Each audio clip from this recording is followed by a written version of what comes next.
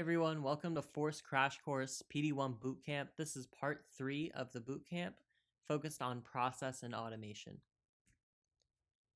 About the course, if this is your first time watching one of these videos or in the course live, we will be following the official guide. We will be breaking down every section, and of course this is a live classroom style lecture, so please do take advantage and ask questions.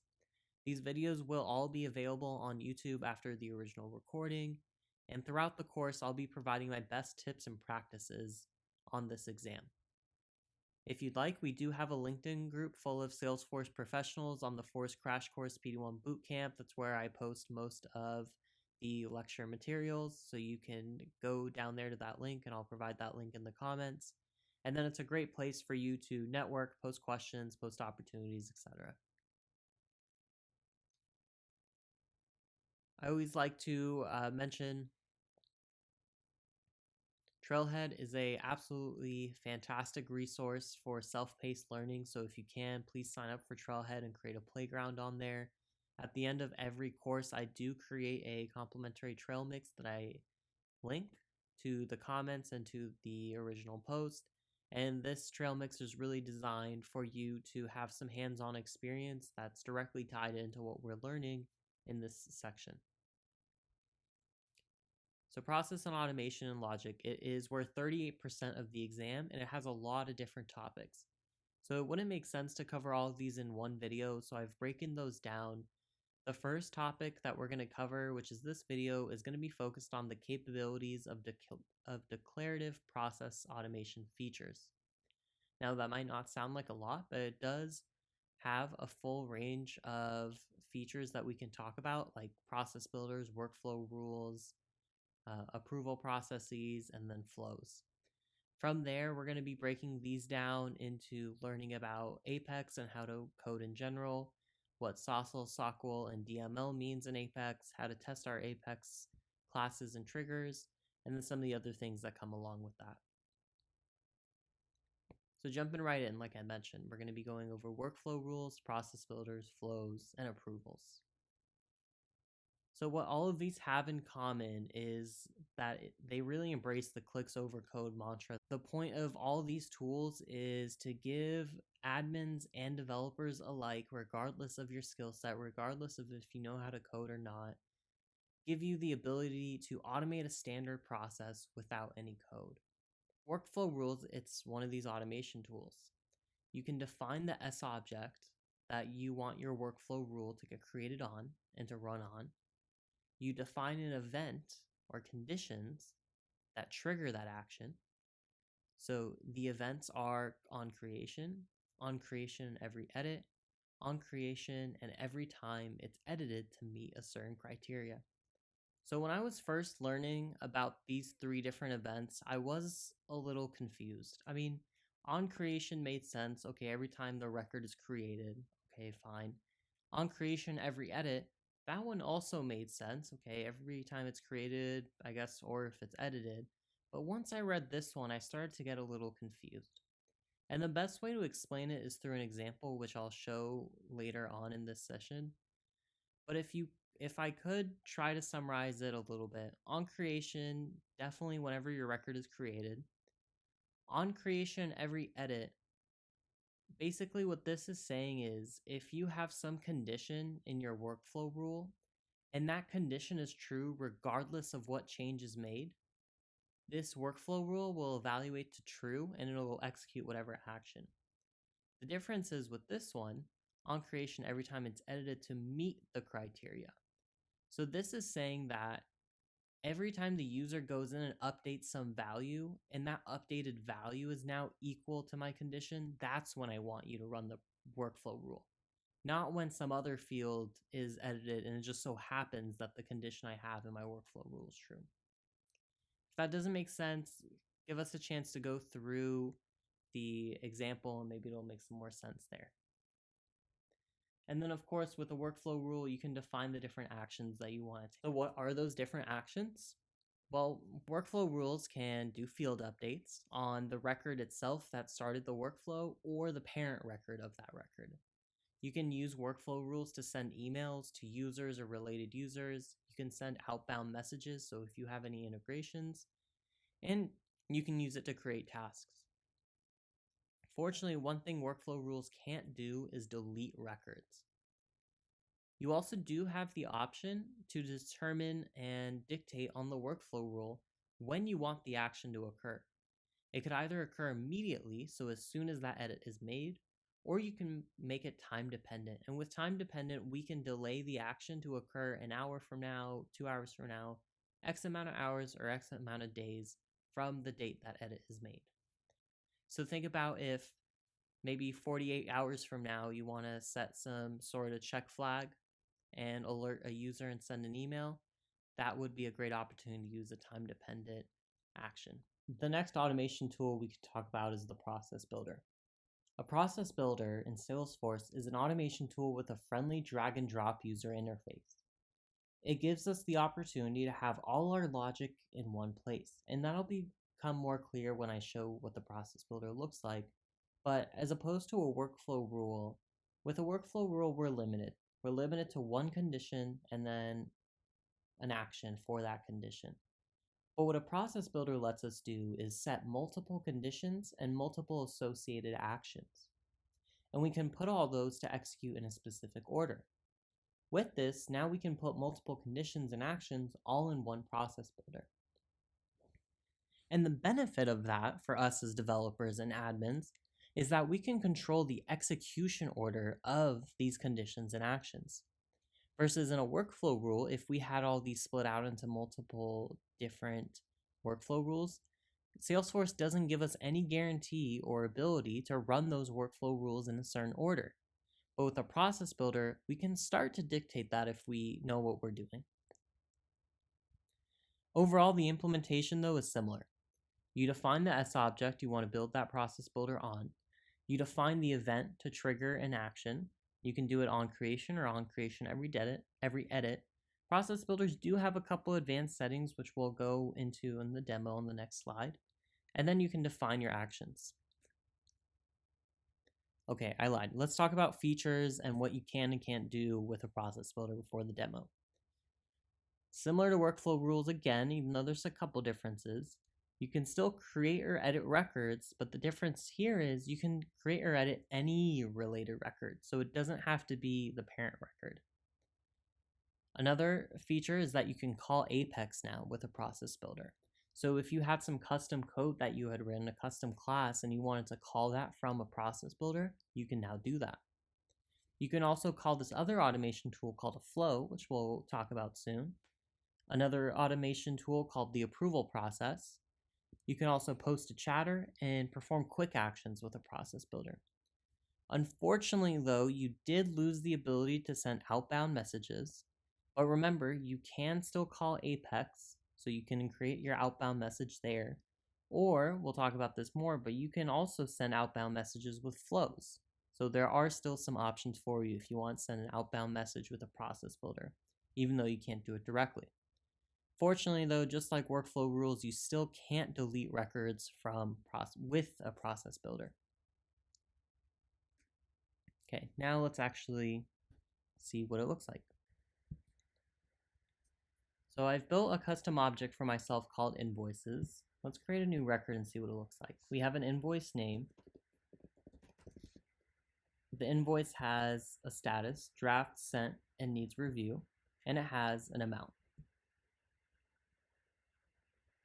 So let's say I'm supporting my business, and my business gives me the requirement that every time a invoice is edited and the amount of the invoice is over $500, they want this invoice status to move to needs review.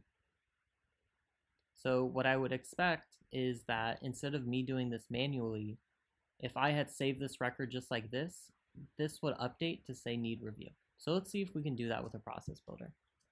So to access process builders, you go to setup, under quick find, look for process builder. One shortcut I have as well is just to type in S space B, and that'll get you the result real quick. So these are some of the process builders I've created in the past. let's look at one for example called update status on opportunity.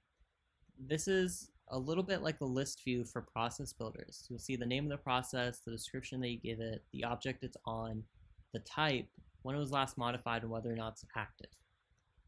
And if you click on this drop down, you'll see different versions. So every time you create a process builder, you're creating a new version of it. And every time you want to edit one after it's been activated, you also create a new version. So I've created 3 versions of this process builder, each one with some small change, and then we can see that this most recent one is active and the others are inactive, and I have the ability to delete. So remembering our goal, we want to put a process builder so that every time amount is over 500, I want to change invoice status from draft to need review, otherwise just leave it as it is. So we'll call this process builder update invoice status. It'll automatically give an API name, and you can read about some of the things going on there. And it's always good practice to add a description.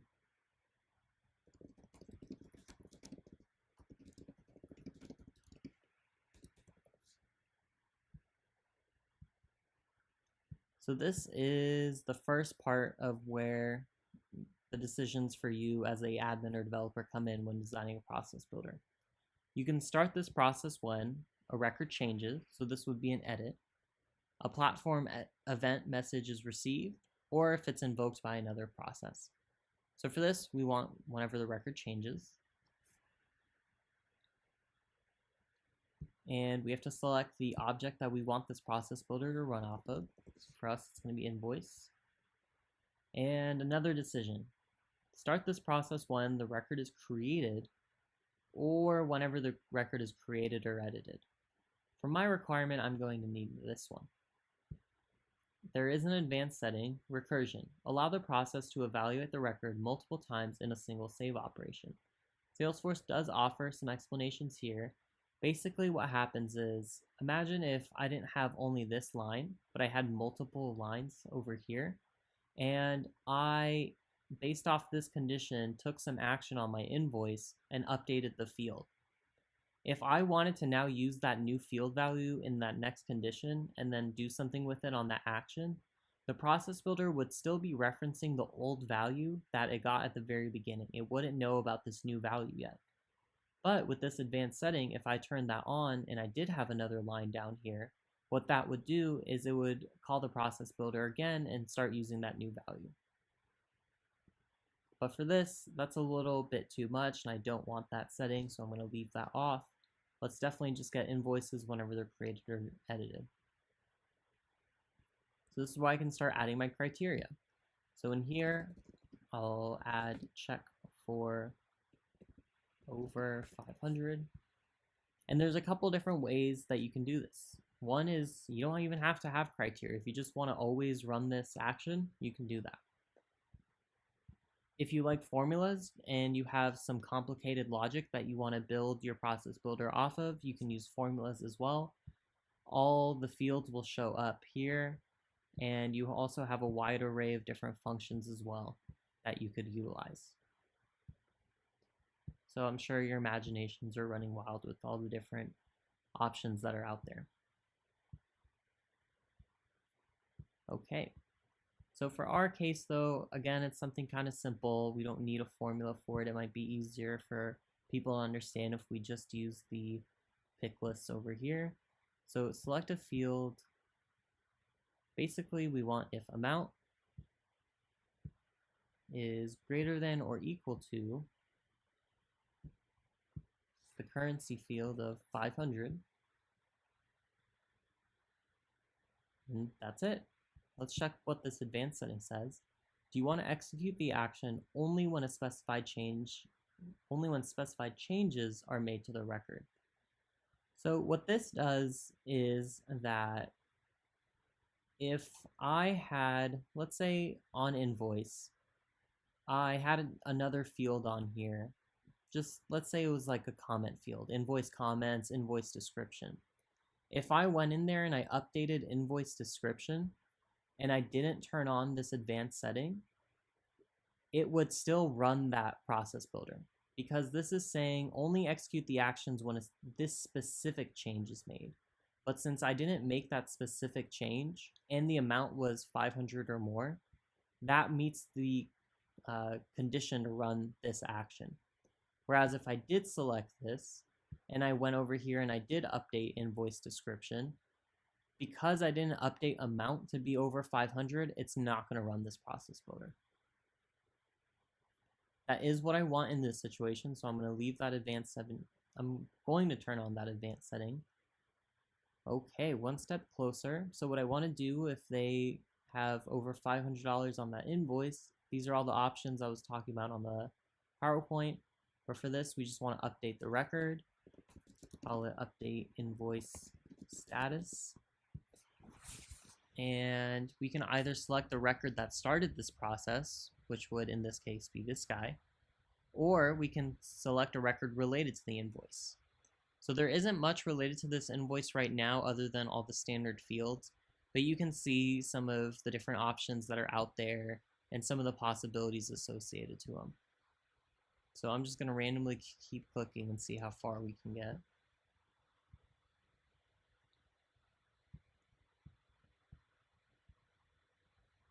So basically, if the invoice was over $500, go to the account associated to whoever created this, blah, blah, blah, blah, blah. I don't really know what this does. I'm just trying to prove that you can start doing some really complicated things.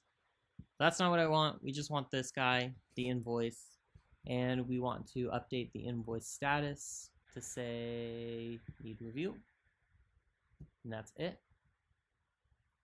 Now let's also add another condition to this process builder saying that what if the opposite is true? Check for under 500. So similarly, if the amount is strictly less than 500, turn that on. Let's say the other business rule was that if it's under 500, just go ahead and send it. Well,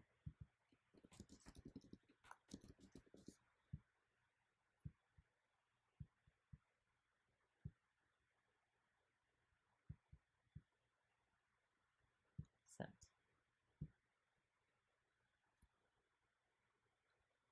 So that should look good. You'll notice I have scheduled action abilities as well. So say maybe an hour after the date this record was created, or better yet, last modified by, I want to run some sort of action. So in here, I could, for example, create an email and send out an email. Now I don't already have any email alerts set up, but if you're familiar with the email alerts in Salesforce,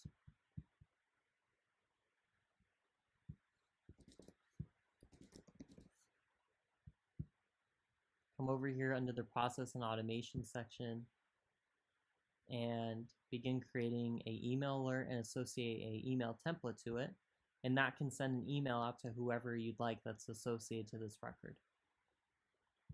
But again, a little bit outside of the scope of what we wanted, so we're just going to leave it as this.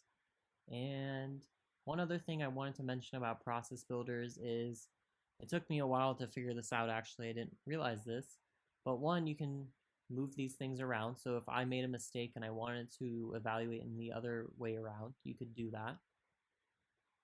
And also, this is actually a button that you can click.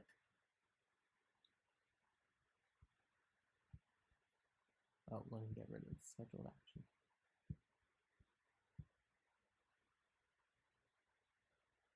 So what you can do is, let's run through this one time. So if the invoice is created or edited, the very first thing we're going to check for if it's over 500. So let's say my invoice amount is actually $600.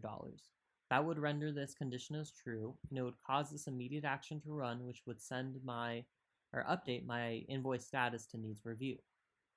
And then it would go to the time lapse. There's no scheduled action, so it would eventually come here and just stop. Meaning that if I had a condition down here that I still wanted to run, I would never be able to run it if the invoice was over 500.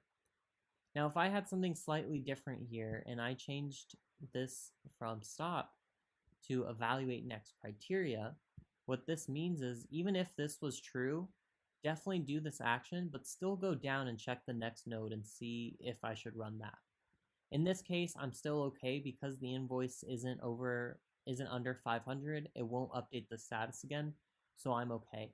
But this is what I was talking about when mentioning the power behind a process builder and how you can dictate the terms of execution. This is really it. So we should be good to go. We can now go and activate our process builder. And just know that every time you activate a process builder, it deactivates the older version of it. And we'll see that that got updated.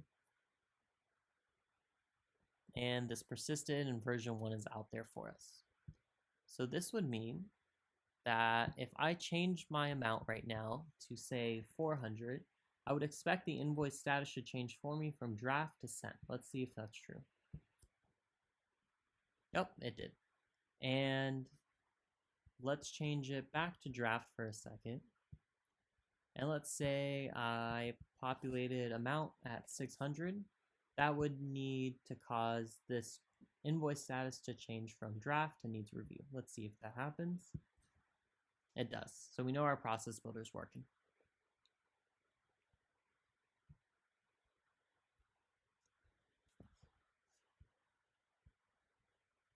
Okay. So we talked about process builders and workflow rules, which are really heavily covered on the Platform Developer 1 certification. But two other automation tools I wanted to talk about very quickly. First one is the Lightning Flow. And Lightning Flow is a part of this tool called the Flow Builder, which allows you to create flows. And flows have three parts: elements, connectors, and resources. Within elements, there's four types: screen, logic, action, and integration. Each one gives you its own unique capability. So a screen is a user interface that you can drag and drop onto a flow. If you wanted your user to be able to input data, you could drag pick list values or text boxes, or any other values related to an S object. You also have logic elements. These are your branches, your updates, your SQL queries, all that. Actions.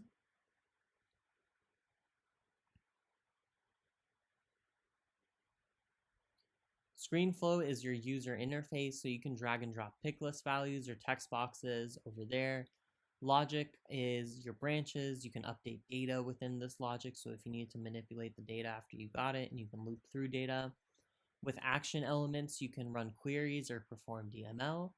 And with elements, the integration element, you can also do external callouts. Finally, there is an automation tool that lets us delete records. So if you did want to delete a record, and you remember back from the process builder section, a process builder can't delete a record, and it can't send an outbound message, but it can call a flow. So now you have two options if you want to delete a record. You could either, from a process builder, you could either call Apex that'll delete the record, or you can call a flow, which we now know can delete records. Last automation tool to go over is the approval process. The Trailmix does a really good job at going over how to set one up and the details behind it. I would just like to mention that you would set up a approval workflow as a part of an approval process on an S object. On that approval process, you can create tasks, update fields, send emails, and then you can specify submitters, actions, and approval steps. And within those actions, you can customize your approval process to do certain things on submission, approval, rejection, and the recall of a approval. As always, I've provided a trail mix down in the comments and the original LinkedIn post, and I always welcome feedback. I've put down the link for the feedback form as well. So stay tuned for the next video where we're going to be going further in depth into process and automation and finally going over Apex.